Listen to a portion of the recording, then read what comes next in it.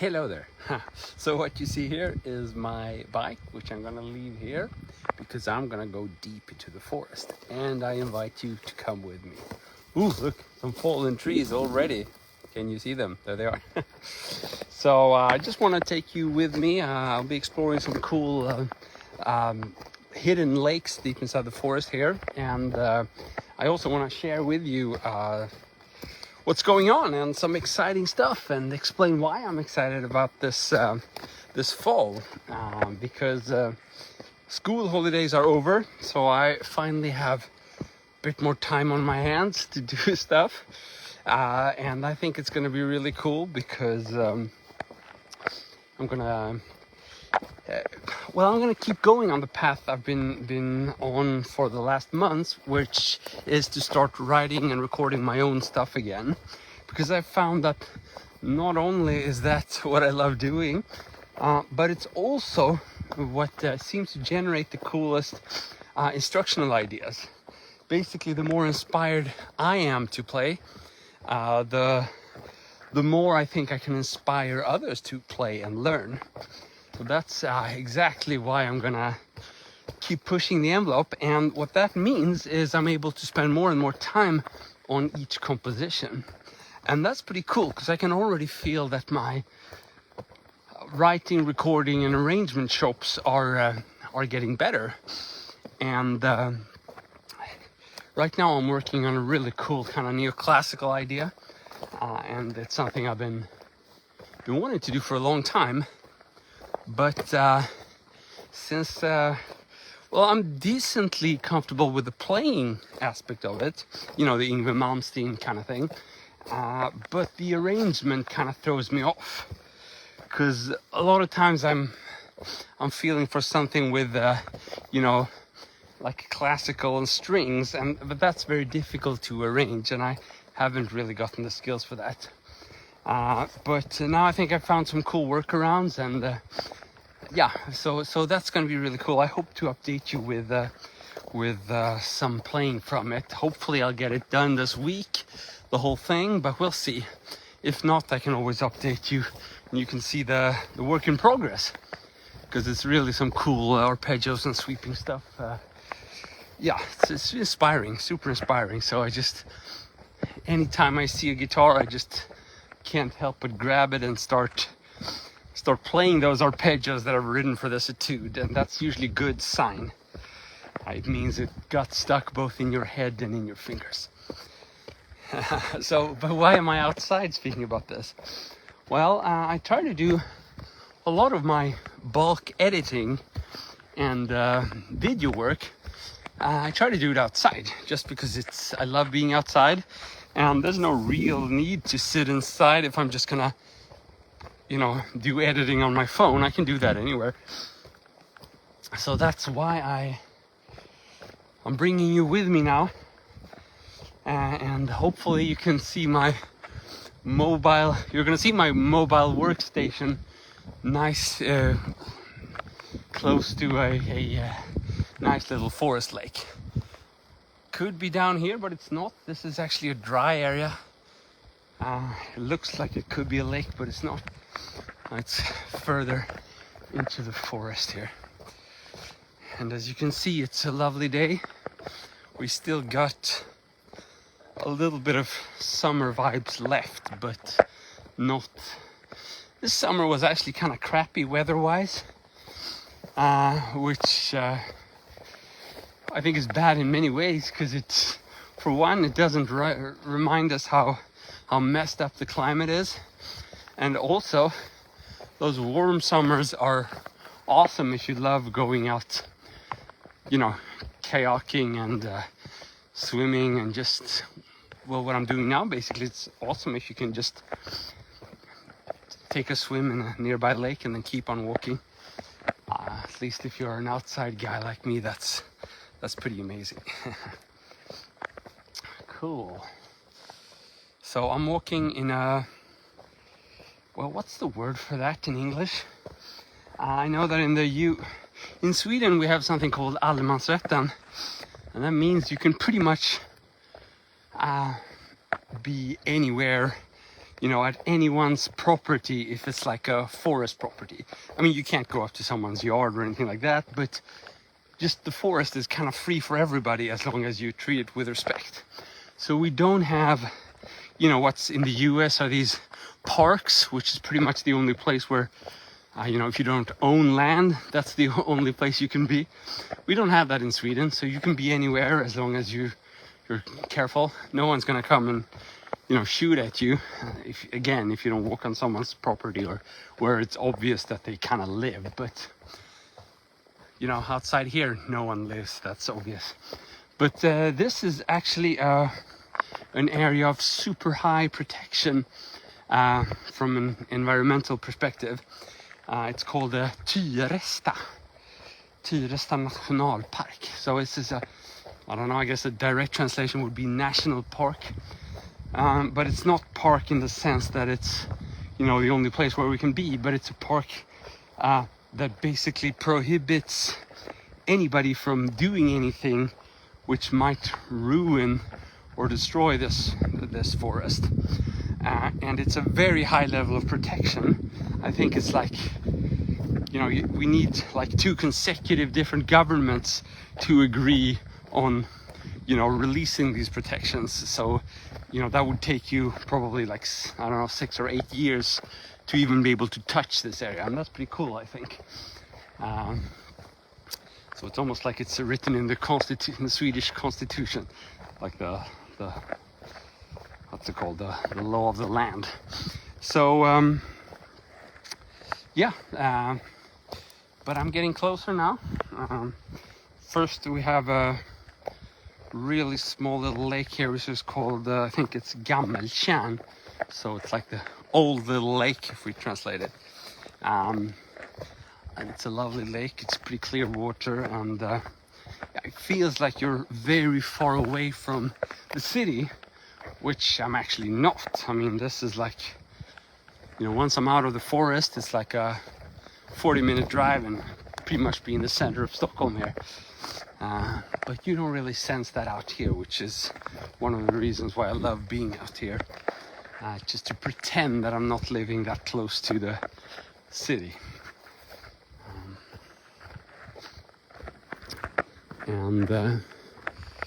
Yeah, these areas are actually pretty cool, even when, you know, when it's autumn and even winter. If it's like a mild winter, then these are amazing areas for if you, you know, like collecting mushrooms or any excuse for being out in the forest. You got it here. That's pretty awesome. Another cool thing, which is actually what I'm about to do here outside, and as soon as I've installed my mobile little workstation here, I've started digging up some very cool, you know, gold and oldies from the GMC lesson archive, and a lot of that stuff is just timeless. So much good stuff. So what I've been doing recently is to kind of revive that old content and make like new shorts and new instructional clips from them, basically to showcase the world that there's this amazing hidden treasury on the GMC website. And I mean, we've got thousands of lessons now, so it's kind of hard if you arrive and you're new to the site just to find anything. Or actually, I think it's easy to find stuff that's good, but you might not find all of these. I think the most prominent stuff are basically the different packages and the courses, and that's a lot of times that's the most important thing to find, so you can, you know, get started with a routine and quickly make progress. But if you're searching for these original, like I said, golden oldies, then I think what I'm about to do here is going to be helpful. It's just so much good stuff, and the good thing with music is that it's completely timeless. You know, a good piece of music, whether it be with a guitar or anything, it's just timeless. Especially if the recording is decent, and it can just live on forever. And I think what I've been doing now is a testament to that. It seems you guys are already digging that content. At least the algorithm likes it. And I guess that's some kind of proof. Oh, look what I found. Look what I found. Ooh. Let's see, can I don't know if I can focus here, if Facebook allows me to do that. But it seems I found a little lake here. Let's see if there's any sweet spot here for me to sit. I mean, we have like, I think, at least 100 different instructors. So throughout the years, that is, and among which I'm one, of course, but just one of 100. And there's so many different styles, and it's just striking how totally different. You know, you have one instructor playing like a basic, you know, A5 to E5 super basic stuff, and it sounds completely different from another one. And if you go to the shorts feed now, you can find examples of that. We have one where my fellow country instructor Chris Schaffner plays like a boogie sounding country thing, and it sounds just totally different from you know, when this Adrian Figallo, the rocker dude, plays it. Okay, I saw that the sweet spot I was aiming for was taken, so I'll see if I can find some other place to pass here.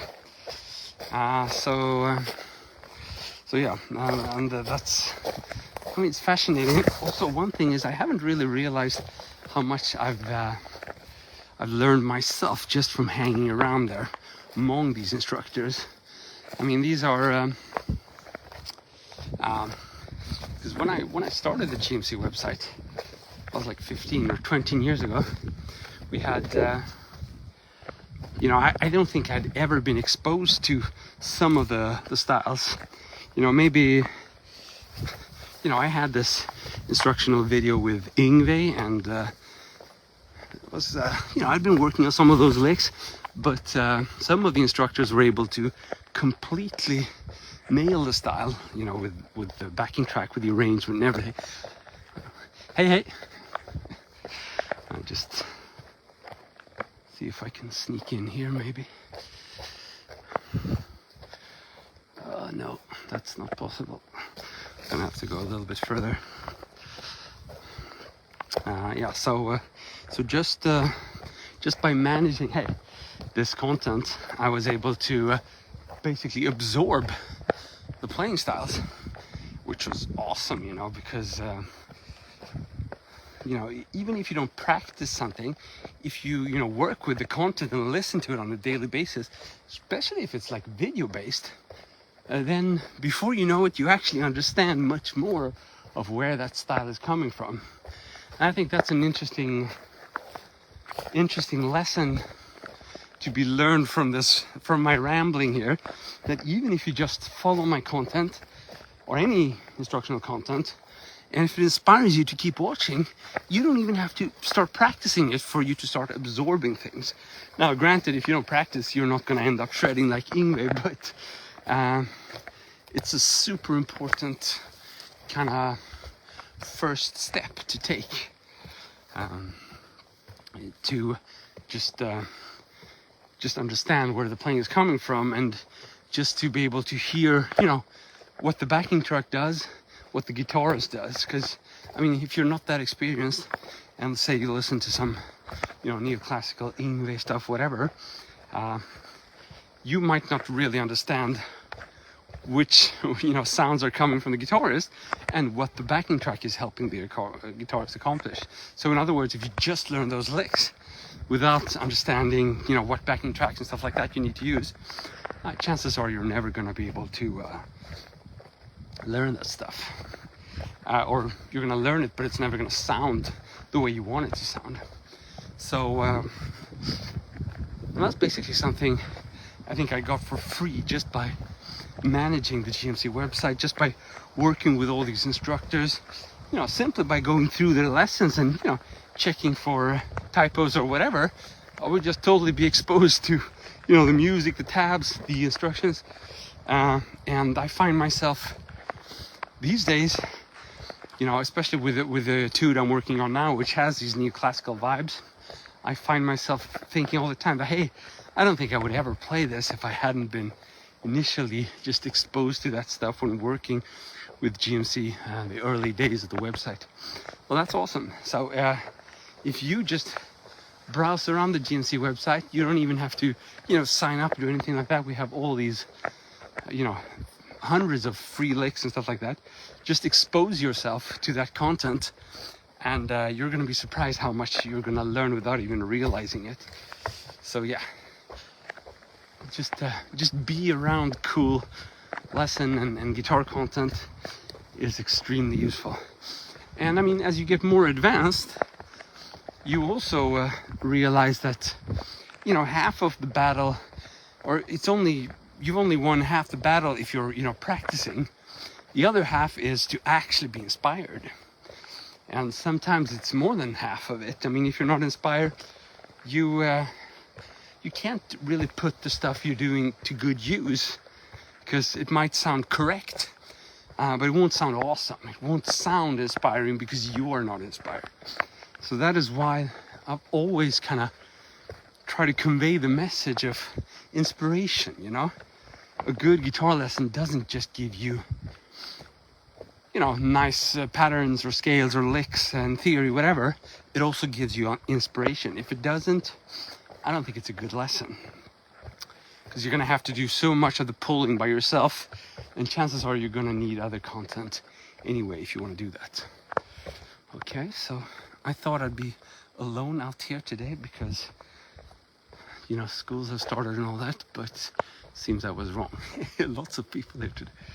So let's see if I can find a sweet spot here. I much prefer being alone, especially when talking. I think I'm a bit shy. I don't want people thinking, oh, what is he doing? Is he blogging? I don't know why. It's silly. Because people that watch this video are obviously going to find out. But I guess I want the right people to find out. I want you guys to find out, not everybody else. But let's see here.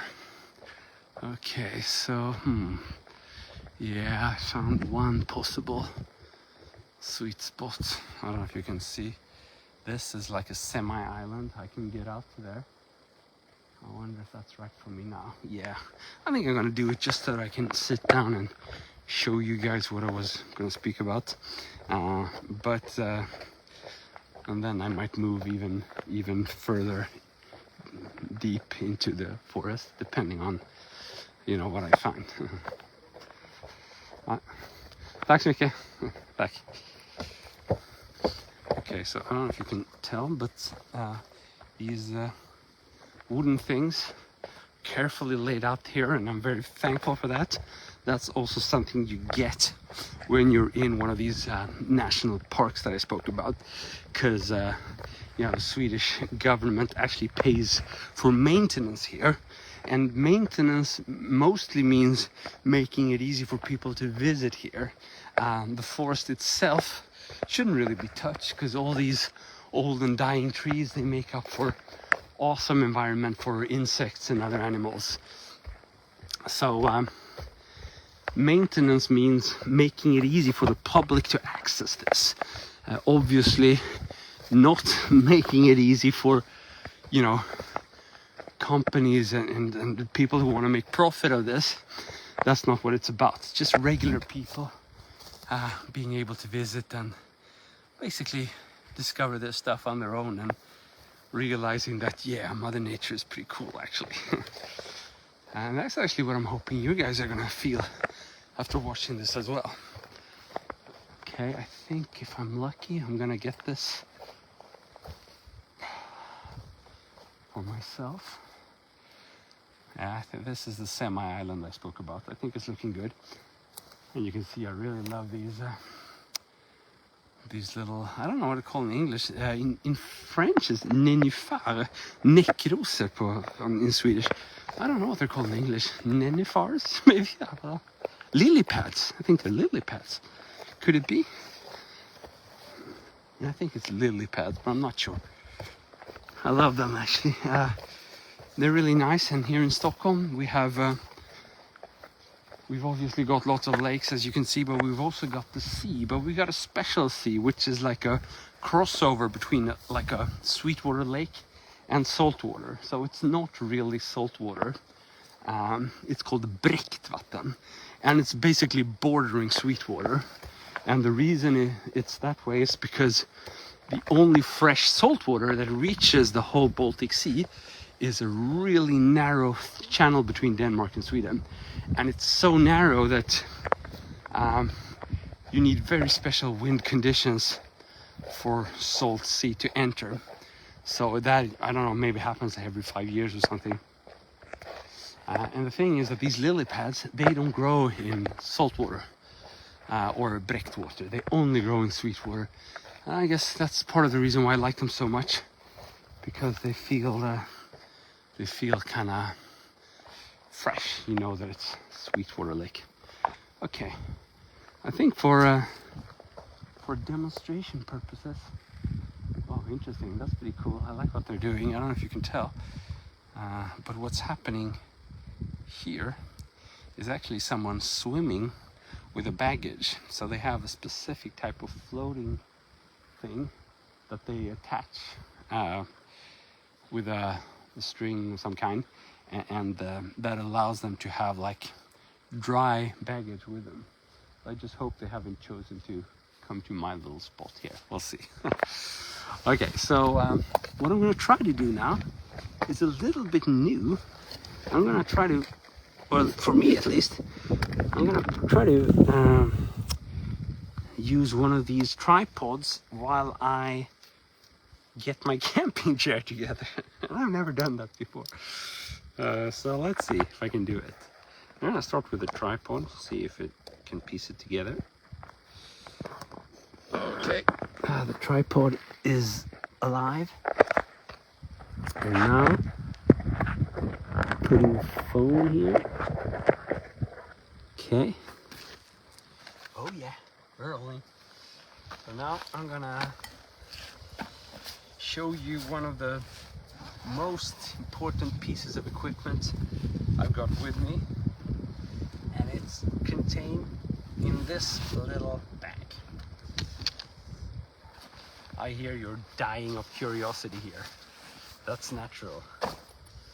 So I'm gonna take it out and you're gonna hopefully see what it is.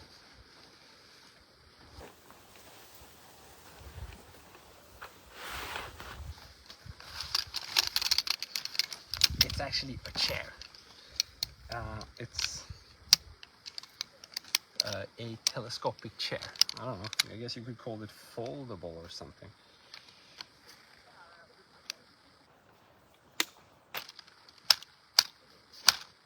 Yeah, and it's been with me through the years. It's not totally new, but still feels fresh, and it's actually, without being sponsored or anything, this is actually, I think Helinox is considered one of the best brands for this kind of stuff. So my expectations are that this one will keep working for many more years. But here we go. We have put the chair together. I'm so proud. Now let's see if we can sit on it. Yeah, we can. So this is good stuff. Now, preferably you want flat surface. If you're sitting on a rock, this chair works pretty well if the ground is soft and it's not totally flat. But if it's a rock, then a flat surface helps. But as you can see, it's very easy to make Mother Nature your workstation here with this chair. Yeah, this is the goal. We've reached the end of the journey. I'm sitting on my chair, couldn't be happier. And you've been with me all the time, and that also makes me super happy. So what I'm gonna do now is maybe I'll go for a swim. We'll see. I'm pretty hot, and then I will start putting together some shorts for you guys. Maybe I'll do it in the other order. Who knows? I'll put some shorts together first and then swim, or maybe I won't swim at all. We'll see. It all depends on the weather. Okay, guys. So thanks for tuning in with me. It's lovely to have you with me. And stay tuned for some awesome guitar content coming up very soon. I think this fall is when it happens. See ya, guys. Have a good one. Cheers.